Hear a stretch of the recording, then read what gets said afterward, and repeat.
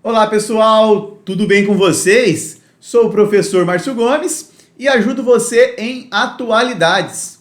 Na aula de hoje nós bateremos um papo sobre alguns dos principais fatos políticos, econômicos, sociais e culturais noticiados durante o mês de abril de 2024. Então, tópico da aula, retrospectiva de atualidades, mês de abril de 2024. Começo com um tópico bem interessante. O IBGE. Quem é o IBGE? Vamos lá? Instituto Brasileiro de Geografia e Estatística. Esse órgão ele produz um atlas muito famoso, um atlas escolar. E no ano de 2024 foi aí lançada a nova edição do atlas escolar. E um fato chamou a atenção no Mapamundi. Um Mapamundi no qual o Brasil é colocado no centro do mundo. Márcio, eu vi essa polêmica. Tá certo esse mapa? Tá errado esse mapa? Vamos entender um pouquinho? Bom, existe um Mapamundi tradicional, habitualmente aí utilizado pelas pessoas, difundido pelo mundo, em que a Europa está no centro do Mapamundi, na parte superior ainda. Existem algumas explicações para esse mapa tradicional. Vamos entender que essa ciência, técnica, arte responsável pela produção de mapas é a cartografia. E a cartografia moderna se desenvolveu na Europa. Em um período de grandes navegações, em um período em que a Europa tinha o seu protagonismo político, cultural e econômico na escala mundial, e os mapas foram produzidos com essa visão eurocêntrica. Europa no centro do mundo. Beleza? Tranquilos? Márcio, mas tal aspecto foi difundido mundialmente, né? E vários países, os atlas tradicionais, abordam o Mapamundi dessa forma. Sim, isso não quer dizer que o mapa produzido pelo IBGE está errado. Tá? Na verdade, é uma outra forma de representar o mundo. Porque se a gente pensa no planeta, ele não tem esse centro definido, se é a Europa, se é a África. Vamos pensar que o planeta Terra tem um formato esférico. Quando a gente elabora o Mapamundi, a gente transforma, através de projeções, algo esférico numa superfície plana, né? Para representar todo o Mapamundi em uma única página ali. Então, se eu coloco a Austrália no centro do mundo, não está errado. Se eu coloco os Estados Unidos no centro do mundo, não está errado esse mapa. É uma perspectiva. E aí, esse mapa brasileiro pode ser entendido aí, pode ser interpretado como uma tentativa de subverter, de romper essa perspectiva eurocêntrica dominante em mapas tradicionais. Beleza? De boa? Então, reforça as relações de poder a cartografia. Colocar o Brasil no centro do mundo é tentar reprojetar aí essas relações de poder. Bom, outro tema bem interessante, lista suja do trabalho escravo. O que é a lista suja do trabalho escravo? É um cadastro, esse cadastro é divulgado pelo Ministério do Trabalho e do Emprego, e ali são apresentadas empresas, pessoas físicas, né? Eu vou melhorar o termo, ali são apresentados empregadores que foram flagrados tendo trabalhadores, empregados em situação análoga à escravidão. Bom, mas o que é essa situação aí, condição análoga à escravidão? Imagine alguém que é submetido a uma condição de trabalho de forma obrigada, forçada, coercitiva. É uma condição análoga à escravidão. Imagine uma pessoa que trabalha em situação degradante. Uma condição análoga à escravidão. Servidão por dívida. Jornada exaustiva. Então, essas tipologias enquadram aquela relação de trabalho numa condição análoga à escravidão. Empregadores que são flagrados cometendo tal ação entram nessa lista suja do trabalho escravo divulgada pelo governo federal a cada 6 meses. A lista divulgada agora no mês de abril é a com maior número de inserções da história, do cadastro, né? A lista atual teve aí 248 novos empregadores cadastrados. Algo preocupante. Preocupante de um outro certo ponto, interessante. Preocupante porque o número é elevado. Interessante porque pode ser que essa fiscalização esteja mais intensa, então chegamos a mais condições. Tá? São duas formas da gente olhar o fato. Bom, a lista conta com 654 nomes, e aí algo que chama atenção. As atividades com maior número de trabalhadores inclusos aí, nós temos trabalho doméstico, lidera 43 empregadores, cultivo de café, 27 empregadores, criação de bovinos, 22, produção de carvão e construção civil. De boa? Tranquilos? Um fato bacana agora que envolve aí um pouco de economia, sociedade e até mesmo política. Descoberta de petróleo no Brasil. Então, a Petrobras descobriu aí um novo poço, um poço interessante, né? De petróleo. Esse poço ele está localizado em águas profundas. Quando falo em águas profundas, imagine essa exploração no fundo do mar a partir de 1.500 metros de profundidade. Esse poço que a Petrobras registrou petróleo está aí a mais de 2.000 metros de profundidade. Então, esse é o primeiro ponto. Petrobras descobre petróleo em águas ultra profundas, 2.000 metros de profundidade. Em que local? Na margem equatorial. Então a prova pode perguntar em que local ocorreu essa descoberta. Aí pode falar que é na Bacia de Santos, na Bacia de Campos, do Rio de Janeiro. Muito cuidado, na margem equatorial. A margem equatorial é aquela faixa próxima ao litoral brasileiro que se enquadra lá desde o Amapá até o Ceará, na transição ali com o Rio Grande do Norte. Tá? Então essa é a margem equatorial. Bom, o nome do poço, algumas bancas podem dificultar mais e partir para essa abordagem. O nome do poço é o poço de Anhangá. Então está na margem equatorial brasileira. Ele está especificamente ali, ó, entre o Rio Grande do Norte e o Ceará. Então, estado do Ceará, estado do Rio Grande do Norte, naquela região. Bom, isso é bom ou ruim, Márcio? É uma região que há um grande interesse de exploração de petróleo. A região é a nova fronteira da exploração no Brasil. É denominada muitas vezes de novo pré-sal. Então, do ponto de vista econômico, é uma região muito interessante, mas há também uma grande discussão do ponto de vista ambiental. Ambientalistas entendem que essa exploração petrolífera na região, ali próxima à foz do Amazonas, pode resultar em grandes tragédias ambientais, né? Além de uma outra perspectiva que não podemos deixar de lembrar. Em um mundo que discute mudanças climáticas, você intensificar a exploração de petróleo, de uma certa forma, é promover combustíveis que contribuem para o processo de aquecimento global. Então existe essa discussão ambiental que é muito importante, ok? Vamos falar um pouquinho do cenário internacional agora? Trouxe alguns tópicos sobre o Brasil, né? Mapa do IBGE, lista suja do trabalho escravo, descoberta de petróleo pela Petrobras. Mas vamos bater um papo agora no cenário internacional. 2 países do continente americano, México e Equador. Rolou uma treta entre esses 2 países, tá? Veja bem, o México rompeu relações diplomáticas com o Equador. E aí a grande pergunta que fica é por que o México rompeu relações diplomáticas com o Equador?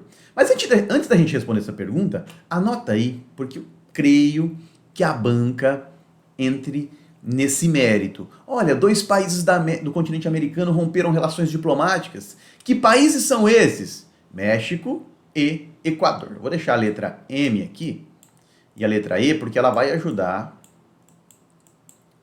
nos ajudar a lembrar depois. Tá? M e E. Beleza, então México e Equador. Por quê? Olha o que aconteceu. A polícia equatoriana prendeu um ex-vice-presidente, Jorge Glass. Jorge Glass foi vice-presidente do Equador entre 2013 e 2017. O Jorge Glass tem aí condenações por corrupção, inclusive uma delas, no caso, envolve a Odebrecht, tá? Empresa brasileira, empreiteira brasileira. Bom, então ele tem condenações por corrupção e a polícia equatoriana prendeu ele. Então, Márcio, mas qual é o problema? O que o México tem a ver com isso? Ah, tem um porém. O Jorge Glass estava asilado na Embaixada do México em Quito, no Equador. Deixa eu ver se eu entendi. Nós temos, então, um país, o Equador, certo? No Equador existe uma embaixada mexicana. Perfeito. O ex-vice-presidente foi condenado. Beleza. Se asilou na Embaixada do México, que fica no Equador. A polícia equatoriana foi lá e prendeu ele. Isso pode, não pode? Aí que está o porém. Existe uma convenção de relações diplomáticas, a Convenção de Viena, de 1961. E ela estipula o seguinte, que as missões diplomáticas são invioláveis. O que isso significa? Essa embaixada do México, ela não poderia ser invadida por autoridades equatorianas sem o consentimento das autoridades mexicanas, sem o México dar o ok, sem o México autorizar. As forças equatorianas não pediram autorização para o México, invadiram a embaixada e prenderam Jorge Glass. Ou seja, não respeitaram uma convenção internacional sobre relações diplomáticas. Diante disso, o México rompeu relações diplomáticas com o Equador. Diversas críticas, o Brasil criticou a postura equatoriana, a Colômbia criticou a postura equatoriana, o México prometeu denunciar na ONU o Equador. E aí, como que a gente vai lembrar disso? Bom, México me lembra mexer, né? Mexe. México me lembra mexer. E mexeram na Embaixada do México. Então, ME, por que Equador e México romperam relações diplomáticas? M de México, E de Equador. Mexeram na Embaixada, ME do México, por isso o rompimento de relações diplomáticas. A gente não esquece mais e bora gabaritar atualidades. Suave? Um outro fato agora na América do Sul, vem pra cá. Disputa entre Venezuela e Guiana. Pois bem, vamos lá para a região norte da América do Sul. Temos a Venezuela, que faz fronteira com o Brasil, e temos a Guiana. Há uma disputa entre esses dois países. Uma linha do tempo, rapidinho, uma linha do tempo. Vamos lá? Traça aí no caderno, você vai rabiscando comigo. A América do Sul, o continente americano, foi explorado, colonizado por potências europeias, né? A partir do século XV. Exemplo, Portugal colonizou o Brasil. A Espanha colonizou boa parte do continente americano. Nós tivemos também presença holandesa. De boa, lembrou desse fato? Contextualizou? Tá, Márcio, lembrei. Certo. A Venezuela, a área da Venezuela, foi uma área de colonização espanhola. Tá? Então a Venezuela pertencia, né, fez parte desse processo de colonização espanhola. Em 1811, a Venezuela conseguiu a sua independência, se tornou independente. Então, a partir de 1811, nós tínhamos ali Venezuela como país, ok? Tá. A Holanda também esteve presente em parte dessa região norte da América do Sul. A Holanda, em 1831, vendeu parte de uma região aqui, fez um acordo, parte de uma região aqui, cedeu para o Reino Unido. Reino Unido, leia-se Inglaterra. Então, a Holanda, que também tinha colônias aqui de exploração, cedeu parte desse território, negociou parte desse território com o Reino Unido. Essa região cedida seria a região da Guiana. Em 1966, a Guiana se tornou um país independente. Então nós temos Venezuela e Guiana. Onde está o ponto de discussão? Uma região que é reconhecida internacionalmente como sendo da Guiana é reivindicada pela Venezuela. É a região de Essequibo. A região de Essequibo é rica em recursos naturais. Grande destaque para petróleo. A descoberta de petróleo em Essequibo, nos últimos anos, contribuiu para um grande crescimento da Guiana e intensificou essa disputa de território. Então nós temos aqui uma região que a Venezuela alega ser de sua propriedade, que fazia parte da colonização espanhola, que quando a Venezuela foi independente, esse território estava englobado, e a Guiana se defende que essa foi uma região comprada pelo Reino Unido da Holanda, e quando a Guiana se tornou independente, essa região faz parte da Guiana. Esse é o cenário. Como a comunidade internacional observa o caso? Entende que Essequibo faz parte da Guiana. Pois bem, mas no ano de 2023, o presidente venezuelano, o Nicolás Maduro, intensificou essa disputa. Ele realizou aí um referendo e 95% da Venezuela aprovou a anexação de Essequibo. Ele divulgou mapas com Essequibo fazendo parte da Venezuela. E agora, em 2024, promulgou uma lei que cria a província, da Venezuela no território da Guiana. Há um certo temor que esse conflito sofra uma escalada e, inclusive, culmine aí em conflitos direto, em troca direta, até mesmo o início de uma guerra, um conflito armado entre Guiana e Venezuela. Então, vamos ficar de olho, um fato importante, já caiu em diversas provas e deve aparecer em novas questões ainda em 2024. Vamos falar de CPI? A CPI é um instrumento, uma comissão parlamentar de inquérito, é um instrumento que o poder legislativo possui para investigar aí fatos de interesse público. A CPI ela pode convocar testemunhas, requerer documentos e promover uma investigação, então, sobre um caso que seja de interesse público. É um instrumento do poder legislativo. Tá rolando uma CPI, iniciou uma CPI no Senado, no Senado Federal.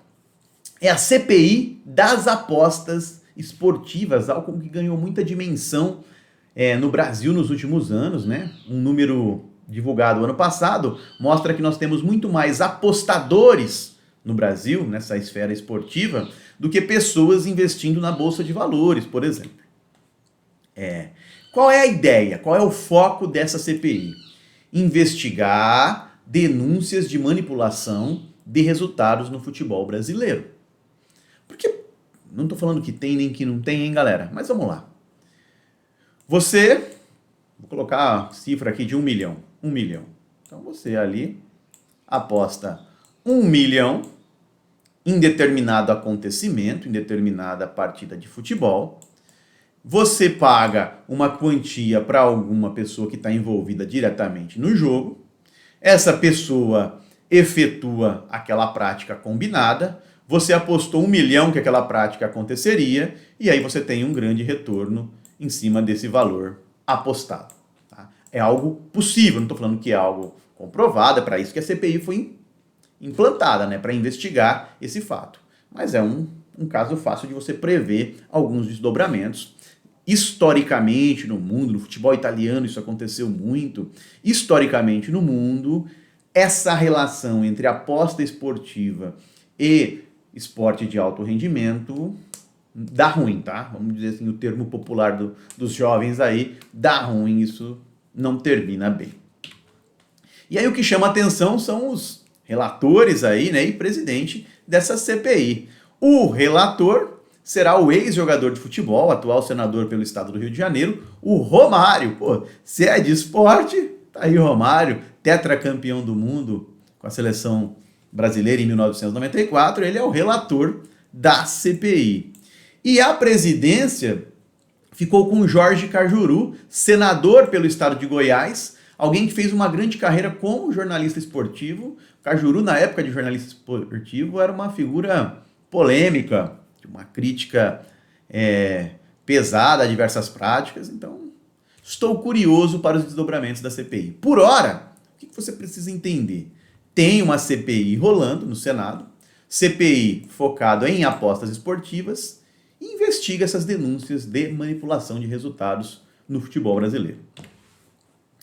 Questão LGBTQIA+, tema muito cobrado em atualidades. E aí temos um fato aí diferente, um fato preocupante, um fato curioso.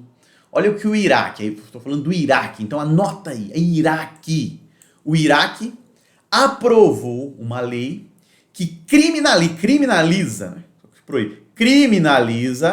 as relações entre pessoas do mesmo sexo. Olha que questão pronta de atualidades. O enunciado destaca que o parlamento de um determinado país criminalizou as relações entre pessoas do mesmo sexo. Aí vem o comando da questão.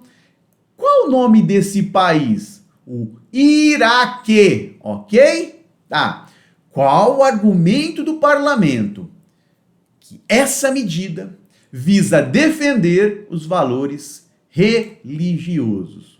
O Iraque é um país de maioria muçulmana e lá predomina, né, o grupo de xiitas. Nós temos no islamismo a divisão entre sunitas e xiitas, entre outras pequenas divisões, mas os sunitas são dominantes no mundo, cerca de 85%. No Iraque nós temos aí um predomínio de xiitas. Agora alguns pontos de destaque sobre essa lei, né? A lei é chamada de Lei de Combate à Prostituição e à Homossexualidade. Então, a lei de combate à homossexualidade. Então, relações entre pessoas do mesmo sexo. Pena mínima de 10 anos e pena máxima de 15 anos de prisão.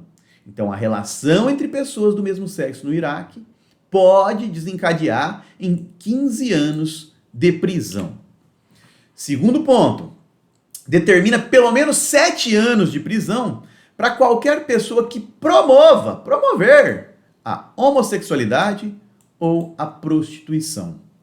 E terceiro aspecto, de 1 a 3 anos de prisão para quem mudar o seu gênero biológico ou se vestir de forma intencionalmente de forma afeminada. Então, uma lei aí pesada do Iraque, uma lei que vai na contramão de um movimento global, né? Cada vez mais países reconhecem o casamento entre pessoas do mesmo sexo, muitos países descriminalizam a relação entre pessoas do mesmo sexo. O Iraque vai em um caminho oposto. Hoje no mundo, mais ou menos 60 países criminalizam o sexo gay, tá? Então, isso vai cair em prova, é certeza, galera. Não sei se na sua, na do colega, na anterior, mas é um fato que estará presente em provas. Volto para o Brasil um pouquinho, vamos bater um papo sobre o Brasil. Em 2023, foi aprovado no país, né, um projeto de reforma tributária. Quando a gente fala em reforma tributária, seria uma remodelação, um conjunto de mudanças nas leis sobre tributos e impostos no país. Então foi aprovada a reforma tributária em 2023 e agora em 2024 nós teremos as regulamentações dessa reforma. E aí 5 pontos, o governo encaminhou ao Congresso, né, essa proposta de regulamentação da reforma tributária e aí trouxe aqui 5 pontos, diversos meios de comunicação trabalharam aí, colocaram manchetes sobre esses 5 pontos. Um ponto deles saiu mais ou menos qual será o patamar dos novos impostos no Brasil. Nós teremos uma simplificação de impostos, né? Ficarão reduzidos a 2 impostos, um imposto federal e um imposto estadual e municipal. Então nós teremos essa mudança, né? Vai ser o CBS. O CBS é o imposto federal e o IBS é esse imposto municipal e estadual. Mas, quando a gente soma os dois, a expectativa é que fique algo na casa do 27%. É uma das maiores cargas tributárias sobre consumo do mundo. Tá? Então, teremos aí uma carga ainda alta, uma das mais altas do mundo. Tributação da cesta básica, aqui um ponto legal. Então, nós teremos isenção de impostos sobre itens da cesta básica, especialmente aí alimentos e itens de higiene diária. Então, tributação da cesta básica aqui, uma isenção de impostos nos itens da cesta básica. Essa é uma das propostas, né, dessa regulamentação, um ponto interessante. O cashback para famílias mais pobres. O que é cashback, né? Retorno do que foi pago, dinheiro devolvido. Então, famílias que ganham aí até meio salário mínimo terão uma devolução dos impostos que foram cobrados no consumo. Ponto interessante, tá? O cashback é uma novidade, pensando em legislação brasileira. Imposto do pecado. Alguns produtos reconhecidamente prejudiciais à saúde e ao meio ambiente terão uma tributação maior. Quem entra aqui? Cigarro, bebida alcoólica, bebidas adocicadas, veículos poluentes. Então há uma previsão de cobrar um imposto maior sobre esses produtos que são prejudiciais ao meio ambiente e à saúde. Ponto de discussão. E tributação sobre saúde e educação, aqui descontos que chegarão até 60% aí em alguns elementos. Então, um pouquinho para a gente ficar de olho. Reforma tributária vai ter muita discussão pela frente. Conforme atualizações forem surgindo, eu trago para a nossa aula. E para fechar essa retrospectiva do mês de abril de 2024, eu vou apresentar 2 fatos relacionados ao Oriente Médio, ao conflito entre Israel e Hamas e, obviamente, os seus desdobramentos. No mês de abril, tivemos aí grande destaque para o conflito entre Israel e Irã. Bom, primeiro eu quero falar sobre o Irã. O Irã, país localizado no Oriente Médio. O Irã é um país de maioria islâmica. Dentro das divisões do islamismo, o Irã é um país xiita, tá? Beleza? O Irã é uma das maiores potências do Oriente Médio. A gente olha para o Oriente Médio, o Irã é uma das grandes potências do Oriente Médio. Militar. O Irã lidera um grupo chamado de Eixo da Resistência. O que é Eixo da Resistência? Então, um grupo formado por países, por grupos paramilitares, e o Eixo da Resistência se opõe à influência ocidental no Oriente Médio, especialmente aos Estados Unidos, à presença dos Estados Unidos, e se opõe ao Estado de Israel, não reconhece o Estado de Israel, é contra a sua existência. Quem faz parte desse eixo da resistência? A gente pode colocar aqui a Síria, o Irã, o grupo Hezbollah, que atua no Líbano, o grupo Hamas, que atua na faixa de Gaza, o grupo Houthis, que atua no Iêmen, e a liderança desse grupo é promovida pelo Irã. O Irã, historicamente, subsidia as ações desses grupos, fornecendo recursos, principalmente recursos bélicos. De boa, tranquilos? Tá. Só que nesse contexto histórico, nós não tínhamos conflitos direto entre Irã e Israel. Não, Márcio? Não. O Irã apoiava o Hezbollah. E aí nós tínhamos conflitos entre Hezbollah e Israel. O Irã dava subsídio para o Hamas. Nós temos conflito entre Israel e Hamas. Então não era um conflito direto entre Irã e Israel. O que chama a atenção agora, no mês de abril? Houve essa troca de ataques entre esses dois países e aí uma grande preocupação, que aquele conflito entre Israel e Hamas pudesse sofrer uma escalada por todo o Oriente Médio. Bom, então, como isso começa? Nós tivemos na Síria, então é importante contextualizar o local, na Síria, um ataque ao consulado iraniano na Síria. Deixa eu ver se eu entendi, Márcio. Em território sírio, você tem aqui um consulado do Irã, exato, então o Irã aqui, presença do Irã aqui. Israel promoveu um ataque na Síria e lá ocorreu a morte de um integrante da Guarda Revolucionária do Irã. Perfeito. Vai ter desdobramento, né? O Irã vai ter que fazer alguma coisa. O Irã vai tomar uma medida, porque se o Irã não tomar uma medida, parece que não houve uma resistência, que ele aceitou esse ataque israelense. E aí o Irã promove um ataque direto a Israel. Mais de 350 drones e mísseis foram lançados contra o território israelense. Não ocorreu dano direto no território israelense. Israel é protegido por um sistema de detecção de mísseis, de ataques e destruição desses ataques. Essa estrutura é apelidada de Domo de Ferro. Então, o Estado de Israel não sofreu danos diretos com esse ataque do Irã. Mas a intensidade, a ocorrência do ataque chamou atenção.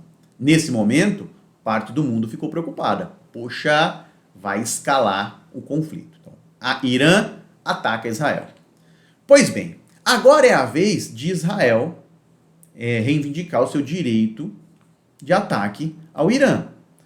De novo, se Israel não faz nada, parece que o Irã pode atacar a qualquer momento o Estado de Israel. Essa minha leitura aqui, galera, é nessa perspectiva de relações geopolíticas. Quando um país sofre um ataque, se ele não toma nenhuma medida, se ele não contra-ataca, isso pode ser encarado pelo país como que atacou como uma fragilidade. E aí Israel lança um ataque contra o Irã. Esse ataque israelense contra o Irã também não causou nenhum grande estrago. Como que eu leio essa situação? É a leitura do Márcio. Quando o Irã atacou Israel, também não atacou para valer. O Irã sabe o limite, até onde pode ir. Porque um ataque pesado do Irã a Israel poderia trazer os Estados Unidos diretamente para o conflito também. Estados Unidos e Irã possuem atritos, possuem rivalidades. Então o Irã atacou para falar assim, não vou deixar barato, vou atacar, mas sabia que não teria danos.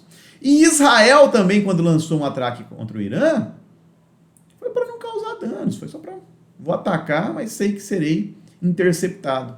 Porque talvez não seja interessante para Israel abrir uma nova frente de combate aqui. Já tem a luta na faixa de Gaza contra o Hamas. Já tem troca de ataques com o Hezbollah na região norte, ali na divisa com o Líbano. E uma nova frente com alguém agora mais poderoso, não seria vantajoso para Israel. Tá? Mas se o conflito que tivemos, ainda há uma grande interrogação sobre uma possível escalada e aí um conflito direto entre Israel e Irã. E o nosso último tópico da retrospectiva de hoje, sobre o reconhecimento da Palestina. Em 1947, a ONU aprovou a partilha da região da Palestina. Mais ou menos metade daquele território ficaria para a construção de um Estado judeu, do Estado de Israel, e a outra metade para a construção de um Estado palestino, certo? Em 1948 foi de fato construído o Estado de Israel, e até hoje nós não temos aí esse reconhecimento internacional, essa formalização de um Estado palestino. Foi realizada uma discussão no Conselho de Segurança da ONU sobre o reconhecimento da Palestina como Estado da ONU, nesse momento. Bom, quem vetou? Os Estados Unidos. Os Estados Unidos vetaram o reconhecimento do Estado palestino. Isso no Conselho de Segurança da ONU. ONU, Organização das Nações Unidas. A ONU é composta por programas, por conselhos, por uma série de instituições. A instituição mais poderosa no âmbito da ONU é o Conselho de Segurança. O Conselho de Segurança tem a função de garantir a paz mundial e segurança mundial. O Conselho de Segurança é o único que pode autorizar o envio de tropas diretas a um território de forças da ONU. O Conselho de Segurança pode aplicar sanções severas a países. O Conselho de Segurança é formado por 15 países, então nós temos 15 países no Conselho de Segurança da ONU. Desses 15 países, 10 são membros temporários, ou seja, eles não têm uma cadeira garantida. Ficam ali por um período de 2 anos, depois deixam essa cadeira, um novo eleito assume aquela função. Mas 5 desses membros são membros permanentes. Quem são eles? China, Estados Unidos, França, Reino Unido e Rússia. São membros permanentes. Os membros permanentes têm um baita de um poder, que é o poder de veto. Então, pense comigo, são 15 membros. Se 14 países votarem por um fato e um membro permanente sozinho não estiver de acordo, ele veta aquele fato. Ele tem o poder de vetar, mesmo com um único voto, porque ele é um membro permanente. Então, foi colocado em discussão o reconhecimento da Palestina como Estado da ONU. Dos 15 membros, 12 votaram favoráveis ao reconhecimento da Palestina. 2 se abstiveram. Suíça e Reino Unido se abstiveram. E os Estados Unidos vetaram. Lembrando, Israel é contra o reconhecimento desse Estado palestino, o governo de Israel. Ok? E por que, Márcio? Quem aprova só são 15? O Conselho da ONU não tem mais de 190 países? Pois é. A primeira etapa é a do Conselho de Segurança. Aprovado no Conselho de Segurança, essa questão vai para a Assembleia Geral da ONU. Na Assembleia Geral da ONU, todos os países votam. Lá, possivelmente, a Palestina seria reconhecida, porque cerca de 140 países já reconhecem a Palestina como um Estado. Ou seja, é um número superior aos 2/3 necessários para essa aprovação. Beleza? Então, quem vetou? Os Estados Unidos. Lembrando, os palestinos, a Palestina, ela tem um status de observador, desde 2012. O que é um observador? Participa das reuniões, faz discurso, mas não tem poder de voto. Não é um Estado ainda amplamente reconhecido pela ONU, tá? Como um Estado membro. Isso é uma discussão interessante. Várias bancas devem abordar tal fato. Beleza? Galera, esse foi o nosso resumo, a nossa retrospectiva de atualidades do mês de abril de 2024. Se puder e quiser, né, dar uma moralzinha pro Márcio, curte aí o nosso vídeo, compartilha com um colega que estuda para atualidades, segue o Márcio lá na rede social. Nossa ideia, nosso grande objetivo é estar presente aqui no canal, divulgando notícias, fatos, informação, contribuindo com aulas de forma gratuita para ajudar você no tão sonhado processo de aprovação em concurso público.